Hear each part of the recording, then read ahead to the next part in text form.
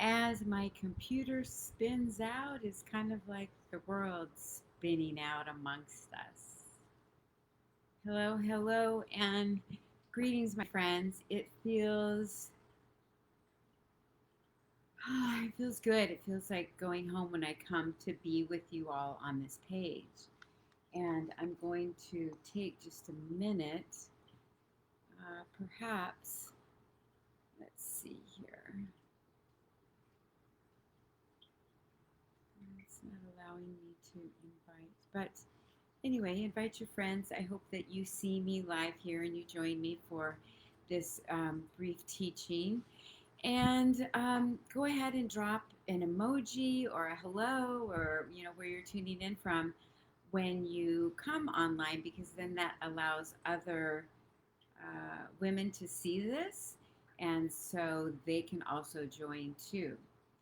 And today I want to come and have a conversation about obstacles and about the idea that our obstacles can be the way. And let's see who's tuning in here. I wish I could see who's here. Um, okay. Anyway, drop your name in the comment or something like that. But before we start, I just want to settle in. I want to invite you. It's the middle of the day. It's perhaps lunchtime for some of you, and you have half of your day is gone already. So let's just drop in and let's settle and just have a moment of stillness before we start. And I like to do this because then you can get present with yourself and leave other things behind and just be here in the moment. And so let's lay down the things that aren't serving you right now. Let's lay down the things that happened in the morning that, uh, you know, aren't serving you. Let's just let them go. And do whatever it takes for you to go within. For me, I like to just close my eyes and drop in. And it can also include breathing deeply. It can also include grounding your feet, putting your feet on the ground, putting your feet on the grass, and just breathing and dropping in here for a moment. And maybe just for this moment, feel the breeze or feel the wind. And if there is none, imagine what that feels like.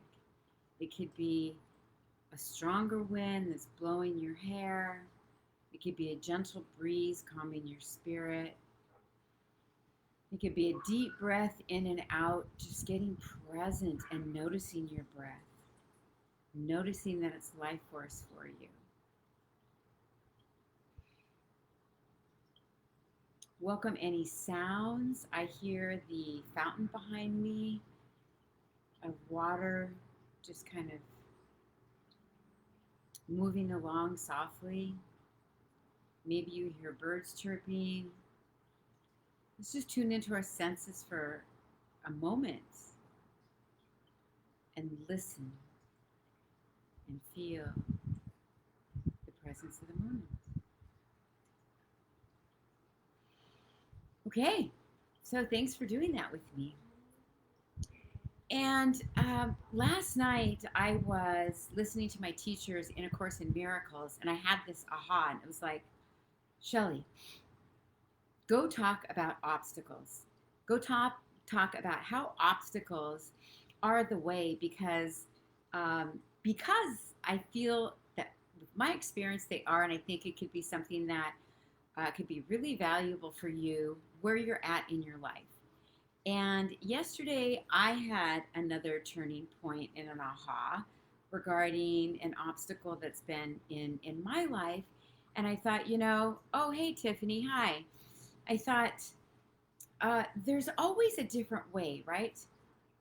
They say there's always, 10 ways to skin a cat. There's always 10 ways to eat the frog. There's always a lot of different ways to do things. And when we look at things differently, then we have a different experience, right? And obstacles we all have in our lives. And the way that we handle them is almost more important than the obstacle that we're confronted with, right? Because our mind wants to go in two places. Well, perhaps. If you're tuned in and tapped into spirit, that's one place where your mind can go. And you can ask for guidance in that place. And then the other place is what I call the psychological edge, where we are thinking with our intellect and trying to plan and force and make things happen. And then the other side of the coin is going into our divinity, going within, and asking for guidance there. And so there's two ways that we can move forward in our lives.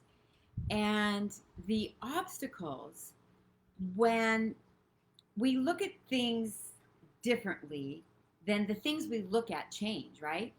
When we when we change the way that we look at things, the things that we look at change. And so what if you were to look at your obstacles in a way that you ask yourself this question: how do I feel about this obstacle? How does it make me feel? And get in touch with those emotions about how it makes you feel. For example, if you're having an experience at work and it's with your boss and it just feels edgy and it doesn't feel good, and you feel like you're getting beaten up and that you're not being perhaps respected, or that you're not being appreciated, or that there's really high expectations, that you feel like you're just constantly chasing your tail, and that doesn't feel good, right? So what if you were to be with those feelings about what it felt like, and actually go in and see where you feel it in your body? And when we do that, we can have an awareness not only of what we're feeling emotionally, but also what we're feeling physically, so that we can move through it. Because we don't want to hold on to that, because that's what causes dis-ease. So we can feel it perhaps in our heart or in our gut, and then feel those feelings and process them and ask yourself, how can I look at this differently? Because here's the thing: when we perhaps, it's totally human and a common reaction to say, oh my God, that boss, they just drive me nuts. They're a pain in my ass. They don't appreciate me. I don't get paid enough, and just go on a rant down that road. Or you can say, I just want to tell them how I feel. And you have to ask yourself, is that going to serve you? Well, perhaps it can, if you can do that in love. After you get in touch with that obstacle that seems to be blocking you from actually feeling good, being happy, having a great day, feeling like, you're on purpose. And so when we choose to take a look at things differently, then things can change. And what we do have control over is our own emotions, our own feelings, and we have control over our own thoughts. We can't change our boss's feeling. We can't change our spouse's or our significant other's feelings. We can't change the way our children feel. And so what we can change is how we feel and how we see things. And so if you practice this exercise and ask yourself, how am I feeling about this obstacle right now? And how can I change it so where I'm not feeling stuck or obstructed or pushed back? How can I look at this differently to find out how I can go around it, how I can go over it, perhaps I can climb under it? You look at an animal, for example. This thought just comes up about a dog. And there are animals like border collies that are just really, really busy, and they're meant to be on the farm and herding animals and all that. And I knew of someone who had a border collie that constantly was digging itself out of the backyard, and so for freedom to go find the sheep or whatever it wanted to do. And the thing is that we can feel like we're fenced in, and with this obstacle, just like that dog can. But if we look around and we get creative, it's like, oh, aha, the dog sees maybe a little bit of a tunnel underneath the fence, and he just starts digging it. Eventually, after a while, he's persistent, he doesn't give up, and he finds his way to freedom. We too, as human beings and as spiritual beings, can also find our way through. And as I mentioned the topic in this teaching, your obstacles are the way. What if you were to take a look at an obstacle that you are confronted with right now and look for the silver lining? Look at it differently to see what it has to teach you. Because I truly believe, from my personal perspective, that obstacles are similar to challenges and struggles, and they have something to teach us. Because everything that comes into our life, we can turn it into a teaching moment. If we choose not to turn it into a teaching moment where there's something that we can learn, what typically happens is we continue to push, right? We continue to push. We continue to try to juxtapose. We continue to try and make it work the way that we see it, the way that we've got it planned out, the way that we want it to work out. And if we are getting pushback from that, though, that is, that's the number one flag. It's like a red flag. Anytime there's suffering, anytime there's pushback, anytime things aren't working out, what we want to do is take a look at it and find out how we can bring meaning and purpose to what's happening. And I'll give you an example. So many of you know that I've been coping with um, physical challenges in my body. So I can't do many things that I used to do, simply from opening up a water bottle to actually working out, lifting weights, running, and things like that. So I've had to take a look at my circumstances, and initially, we can step in and there can be resistance. It's like, there's no way. I'm just going to continue to do what I wanted to do, and then you can try and you can do further damage, or you can just say, I'm not going to do anything, and that's also an option too, and that's perfectly okay. And actually, that's what I did in the beginning. It's like, oh my God, my body doesn't feel like doing anything, so I'm not going to do anything. Mentally is where my challenge went then. It was no longer part of my physical challenge. It became a mental challenge because I knew I couldn't do it physically. And then I had to decide how I wanted to handle this mentally. And I could either fight it, I could embrace it and be with it, I could process it, I could take a look at what's there for me to learn. And it's like, so you can do that too. You can learn that perhaps this is a time for you to just pause. Perhaps this is a time for you to find a different way to do something. Perhaps this is a time for you to learn something new. And yesterday, when I got up in the morning, I thought, wouldn't it be wonderful to do yoga? And I have some limitations about being able to do yoga. And so I thought, you know what? I've always wanted to learn Tai Chi and Qigong. So I Googled that, and I actually followed a YouTube video on beginner Qigong. And it was a beautiful thing. And that my body could do.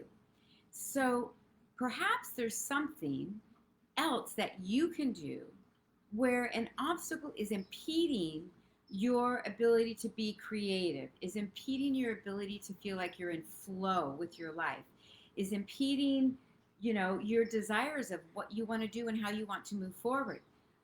Perhaps this is the time to ask yourself, what is another way to look at this, and how else can I accomplish this and do this? And I'll bet that you will find a way. That you will find a way, and as you work beyond your obstacles, you'll find that there are ahas along the path. There's ahas along the path that will light the way that you might never have been able to experience and grow from if that obstacle hadn't been there. And, COVID is another experience. I mean, we all know maybe we don't all know, but many of us know what's going on in the world. And many of us don't like it. And for all of us, it's really hard. And there's a lot of anxiety, there's a lot of depression, there's a lot of what do I do with my life right now? And it's so important. This is a perfect example as looking at it as an obstacle and knowing that you have the power of your own thoughts, your emotions, and your feelings, and you are a co creator of your own life, and that you can create something different. That as long as you can still speak and think, then you can create something new for yourself. And many people have walked away from part one of COVID saying, that's the best thing that could have ever happened to me. They had experiences that really changed them for good, changed their life, changed their future. Many people gained weight, lost weight, got closer to their significant other, started filing for a divorce, realizing that their life wasn't working out, created new relationships, let go of ones that didn't feel good or serve themselves anymore, started writing, changed jobs, opened up a whole new opportunity for career. See, we could look at COVID as an obstacle and then look at all the benefits and blessings that come from it. And what if you looked at the obstacles in your life, whatever they are, the things that are not working in your life? They could be really simple things like your diet, however, that could be complex for you, or it could be the way you're serving others, or feeling like you have to say yes to everything in your life and you're forgetting about serving yourself and not taking care of yourself. And perhaps your lifestyle is your obstacle. And there's things that you want to overcome because you want to change your lifestyle, because you want to feel happy, you want to feel fulfilled, you want to feel like you have control over your life, and you feel like you're totally out of control. And part of that feeling can be coming from external environment, right? So we want to have meaning and purpose in our life because it's critically important for our mental health and our emotional health, right? And to help offset anxiety, to help offset depression. We must have meaning and purpose in our life. And if you don't know what it is, then just sit with it.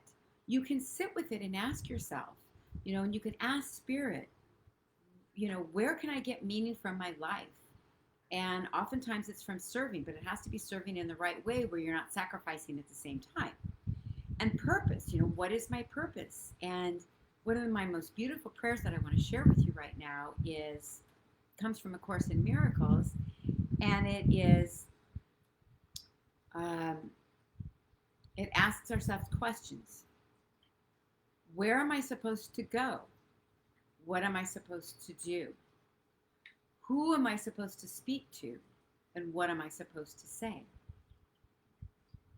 And this brings us into the present moment for our day to put us on purpose. It doesn't have to be 6 months out, 5 years out. Oh my God, I don't know my purpose. Your purpose is in the moment right now, and exactly whatever it is that you're doing is your purpose. And the thing is that we can change that though. So if you don't feel like you have meaning and purpose, it's a great idea to ask yourself those questions and know that you do have purpose because you're here on earth, you're still breathing. The divine and the universe and God all in one has your back and wants to support you and lift you up in whatever it is that's most important for you to be doing. And belief influences our biology. And the reason I bring that up is because belief influences everything that we do. What we believe is where our energy goes, and where our energy goes is where our habits and our lifestyle flows, right? And so if we have beliefs that are holding us back, then we're going to get stuck, and it's going to get stuck in the biology. Our cells can tell. And going back to healing for a minute, we hold a lot of trauma, a lot of wounding. That's how and why we get triggered, from family members, from our significant other or whatever. When we're feeling triggered, we're holding on to something that is beckoning for our attention to process.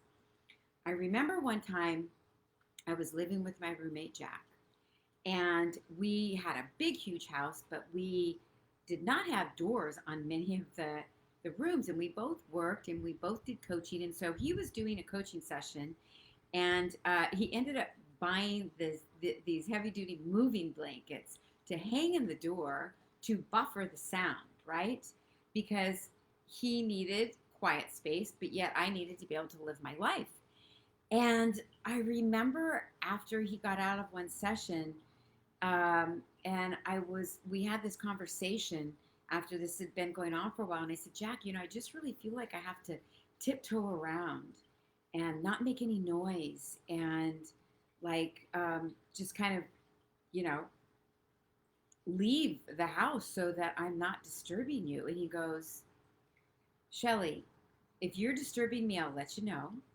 And that's not coming from me. That's coming from your own trauma. And perhaps that's something that you want to take a look at. And I thought that was really interesting because, number one, Jack did tell me, hey, you're chopping too loud out there in the kitchen. And so I go, oh, okay. I'd come in with groceries, not know that he's coaching, and then he would let me know. But there was this trauma that I had grown up with about being too loud, walking too loud, making too much noise.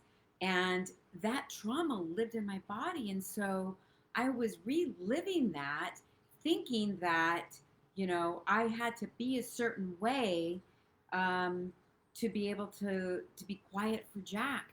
And in reality, that stuff didn't belong to him. That was such a huge aha for me. And so the reason I share this story is because it's just, sorry, there's a fly flying around. It's a perfect example of how trauma lives in our cells, and we need to process it out. And, through breath work and maybe through some counseling, through some therapy, through some coaching. And once I did that, it was like, that wasn't in me anymore. It was such a beautiful experience. So I didn't have that trauma in me where I felt like I had to, walk on eggshells, that I was disturbing someone. It was only in my mind. So again, here's where our thoughts, our beliefs influence our biology, right? And so I would like to end this session with reading you something from A Course in Miracles. And it is lesson 242. And it says, the lesson is, this day is God's. It's my gift to him. I will not lead my life alone today. I do not understand the world, especially in today's world. And so to try to lead my life alone must be but foolishness. But there is one who knows all that is best for me. And he is glad to make no choices for me, but the ones that lead to God. I give this day to him, for I would not delay my coming home, and it is he who knows the way to God. And so we give today to you. We come with wholly open minds. We do not ask for anything that we may think we want. Give us what you would have received by us. You know all our desires and our wants, and you will give us everything we need in helping us to find the way to you. And the way to you is about spirit. It's about the divine. Whatever it is for you, the higher power, the goddess within you, Buddha, whatever it is, you are a divine being. You are a divine spirit. God lives within you, and you are a co-creator of your life. And so when we ask for guidance, which was what we learned about last month in A Course in Miracles and studied it, it's about, how do I tap into divine guidance? How do I make big decisions with guidance?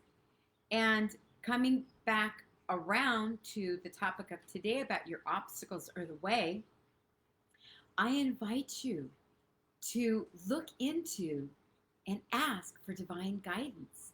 Even if you've never done that before, even if you don't know what it looks like, even if you don't know what experience is like, you're a divine being, the guidance is there.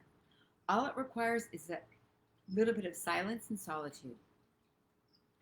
And ask for divine guidance, and it will come. And it may not come in the moment. It may come as what I call an omen. It may come through something that you read in a book. It may come through a conversation that you have with a friend. You may openly ask advice from someone, knowing that that is always their perception and always what they think, and perhaps it may or may not serve you. Divine guidance comes in so many different ways, and it comes from this inner voice that's in here too. Sometimes you just start hearing this voice and it's beginning to guide you and share with you what you want to do. And when you do get that, and when you feel that, whether it's, your intuition that you call it, or your gut instinct, I encourage you and inspire you to act on it. Act on it. Don't second guess it. Act on it. Give it a try. Give it a go. And that will give you confidence, not in only knowing what that looks like and feels like, but in knowing that when you act on it, this is the right thing to do. And you don't have to think of the answers for yourself. So we are constantly in the unknowing, right? I mean, many of us want clarity in our lives. We want to know exactly what's happening next. And the truth of it is that our life can change on a dime, no matter how much we're planning, no matter how much we want to be in control. So I invite you in this closing to try it just for an hour, to allow your own guidance to guide you for your next step in today. Ask for guidance, pause, listen, and see what it calls you to do. This is Shelley Marenko with Inspired Living. I am so honored, that's a new word, honored. I am so honored to be here with you today and share this teaching with you. I really encourage your comments and your questions for a couple of reasons. One is that it allows other people to see this video because the more that you comment, the more that you ask questions, the more it gets circulated in our group. And I would love this video to touch as many women as possible and help as many women as possible. And if you'd like to share it with your friends, that's also possible too. All of my videos are, unless they're in my courses, are shareable. And you can reach out to me through DM. Hi, Laura. I see a question for you. What is that book? This book that I'm reading from is A Course in Miracles. It's A Course in Miracles. And it is a course that I've been taking since January, Laura, and many people have heard about it. It's been around for decades, and it is really the divine wisdom of one woman that she put into a book called A Course in Miracles, and it's truly all about love.